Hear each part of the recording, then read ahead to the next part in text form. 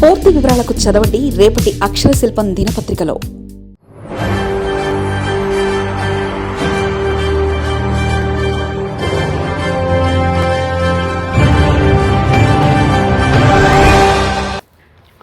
Chandrababu versus సీనియర్ల రాజకీయం.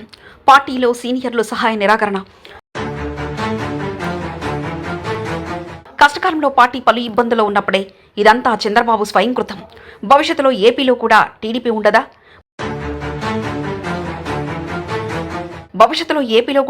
ఉండదా?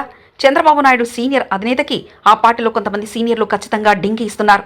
అంతే భారీ స్థాయిలో వారి సహాయ నిరాకరణ ఎక్కువ అవుతుందా? చంద్రబాబు సమకాలికులు, చంద్రబాబుతో ఉన్నవారు టీడీపీలో చాలా మంది ఉన్నారు. వారందరూ కూడా చంద్రబాబును వ్యతిరేకిస్తూ వెళ్తున్నారా? ముఖ్యంగా చంద్రబాబు నిర్ణయాన్ని వారు పట్టించుకోవడం లేదా? అలా అంటే అవునని అంటున్నారు. పరిణామాలు. తెలుగుదేశం పార్టీలో సీనియర్ సహాయక నిరాకరణ స్పష్టంగా కనిపిస్తుంది. కష్టకాలంలో పార్టీ పలు ఇబ్బందులున్నప్పుడు సీనియర్ నేతలు ఉపయోగపడతారు. వారు చెప్పే మాటలకు విలువ ఉంటుంది. రాజకీయాల్లో వారికి ఉన్న అనుభవంతో పాటు గతంలో జరిగిన లోటుపాట్లను కూడా ప్రస్తావించి పార్టీని ఇబ్బందుల నుంచి కాపాడగలుగుతారు. విపక్షం చేసే విమర్శలకు దీటుగా సమాధానం చెప్పడమే కాకుండా గతంలో ఏం జరిగింది, అన్ని సంఘటనలను పూసగుచ్చినట్లు వివరించి కొంత పార్టీకి జరిగే నష్టం నుంచి కాపాడగలుగుతారు. కానీ గత కొన్ని రోజులుగా సీనియర్ల స్వరం వినిపించలేదు. వారి గొంతులు మోగపోయాయి. రాష్ట్రంలో ప్రస్తుతం కూటమి ప్రభుత్వం అనుకుని ఇబ్బందులను ఎదుర్కొంటుంది. అందుకు విజయవాడ కృష్ణలంకకు చెందిన సాయికృష్ణ సంఘటనే తీసుకోండి. సాయికృష్ణ వ్యవహారం వారం నుంచి 10 రోజుల వరకు సోషల్ మీడియాలో హోరెత్తిస్తున్నా ఇప్పుడున్న మంత్రులు ఎవరూ పెద్దగా పట్టించుకోలేదు. అందులోనూ అది ఒక బలమైన సామాజిక వర్గం కేసు కావడంతో మనకెందుకులే అన్న దూరంలో ఉన్నారు. అప్పటికే జరగాల్సిన నష్టం జరిగిపోయింది. చంద్రబాబు సింగపూర్ పర్యటన ముగించుకొని వచ్చేలోపు అది పార్టీని సుడిగాలిలా చుట్టేసింది. చంద్రబాబు అప్పటికప్పుడు సీఐ నాగరాజును సస్పెండ్ చేయమని ఆదేశాలు జారీ చేసి కొంతవరకు నష్ట నివారణ చర్యలు చేపట్టారు. విపక్షాలు నాగరాజు కుటుంబ సభ్యుల ఇంటికి వెళ్లి పరామర్శించేంత వరకు కూడా టీడీపీ స్థానిక నేతలు కూడా అటువైపు చూడలేదు. ఏదో మభ్యపెట్టాలని చూశారు. కానీ 27% బలమైన ఒక సామాజిక వర్గం ఓటు బ్యాంకు ఉందన్న స్పృహ కూడా ఈ మంత్రుల్లో లేకపోయింది. ప్రతిదానికి హడావిడి చేసే హోంమంత్రి కూడా సాయికృష్ణ కుటుంబాన్ని పరామర్శించడం కానీ దానిపై రివ్యూ చేయడం కానీ జరగలేదు. అనుభవ రాహిత్యానికి ఇది నిదర్శనం.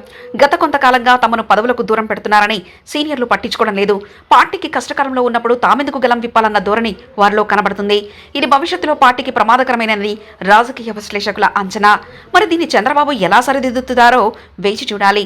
నీవు నేర్పిన విద్యయే నీరజాక్ష అనేది తెలుగు సాహిత్యంలో ఎంతో ప్రాచుర్యం పొందిన ఒక ప్రసిద్ధమైన నానుడి. మనం ఇతరులకు నేర్పినా చేసిన తప్పులు పనులు తిరిగి మనకి ఎదురైనప్పుడు వారు ఆ విద్యను మన మీదే ప్రయోగించినప్పుడు ఈ సామెతను వాడతారు. శ్రీకృష్ణుడు అర్జునుడికి కొన్ని యుద్ధ విద్యలు రహస్యాలు నేర్పిస్తాడు. ఆ తర్వాత కాలంలో ఏదో ఒక సందర్భంలో అర్జునుడు శ్రీకృష్ణునికి వ్యతిరేకంగా యుద్ధం చేయాల్సి వస్తుంది. అప్పుడు శ్రీకృష్ణుడు అర్జునుడిని ఉద్దేశించి నువ్విప్పుడు నా మీదే బాణాలు ప్రయోగిస్తున్నావని అంటాడు. దానికి అర్జునుడు బదిలిస్తూ నీవు నేర్పిన విద్యే నీరజాక్ష అంటే నువ్వే కదా నాకు ఈ విద్యలని నేర్పింది కాబట్టి ఇవన్నీ నీ విద్యలే కదా అని అంటాడు. సరిగ్గా ఇప్పుడు చంద్రబాబు నాయుడు అదే పరిస్థితిలో ఉన్నారు. ఆయన చేసిన రాజకీయాలు, ఆయన చేసినవన్నీ కూడా ఆయనకే వెనక్కి వస్తున్నాయి. నేటి కాలంలో ఈ మాటను రాజకీయాలు, సినిమాలు, దైనందిక జీవితంలో ఎవరైనా మనకు చెడు చేస్తే ఇదంతా మీరే నేర్పిన పాఠమని చెప్పడానికి వ్యంగ్యంగా ఉపయోగిస్తాం. ఏది ఏమైనా రాజకీయాల్లో ఎప్పుడు ఏదైనా జరగచ్చు. ఇప్పుడు చంద్రబాబు ఉన్న పరిస్థితుల్లో దాదాపు టీడీపీ పరిస్థితి ఏంటి అనేది పెద్దగా ఊహించడానికి కష్టం కాదు.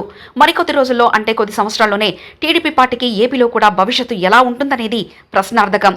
వారసులు ఉన్నా సరే టీడీపీని కాపాడుకోవడానికి చంద్రబాబు నాయుడు స్వయంగా గట్టి ప్రయత్నాలు చేయాల్సి ఉంటుంది. మరిన్ని కథనాల కోసం సబ్స్క్రైబ్ చేసుకోండి మీ అక్షర శిల్పం. పూర్తి వివరాలకు చదవండి రేపటి అక్షర శిల్పం దినపత్రికలో.